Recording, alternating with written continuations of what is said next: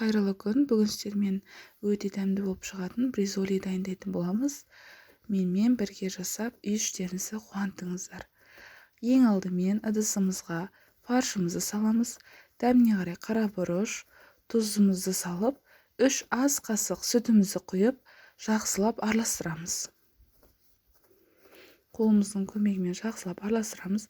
Егер де басқа да дәмдеуіштер қосқыңыз келсе, өз еріктеріңізге қарай. Тарелкамызға дөңгелектеп алып қойып шығамыз.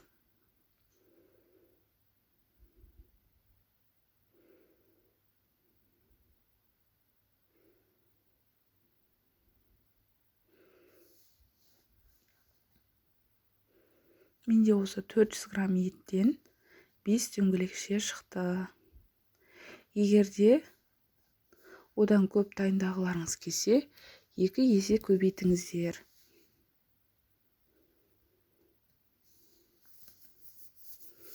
Осылай тарелкамызге жақсылап қойып аламыз. Ыдысымызға 2 жұмыртқаны салып, шым-шым тұзымызды қосып, 2 ас қасық сүтімізді қосып, жақсылап араластырамыз.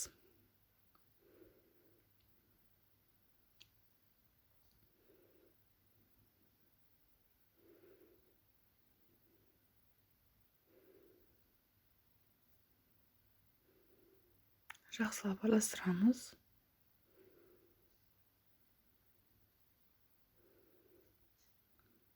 Фольга дайындап аламыз. Пищевая пленка қолдансаңыздар да болады. Өз еріктеріңізге қарай. Бұл бізде фаршты жайып алу үшін. Бетіне сұйық май жақтым. Сұйық май жағуымның себебі фаршты қазір жайған кезде бірден алынуы үшін. Екінші қабатталған фольгамызды алып, бетіне қойып, жаймендеп жаямыз.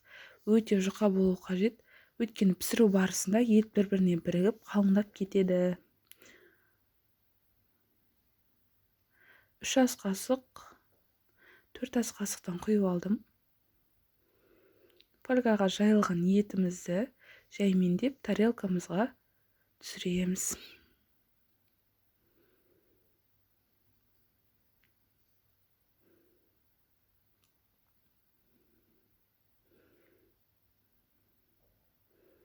Тарелкамызға түсірдік.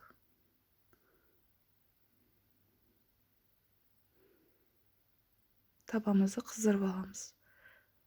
Отымыз орташа болу қажет.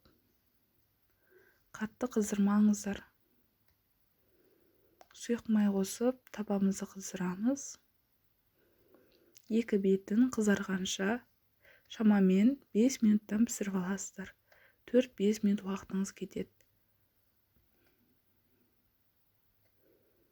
Екінші беті қызарған кезде алмастырыңыздар. Ас болсын.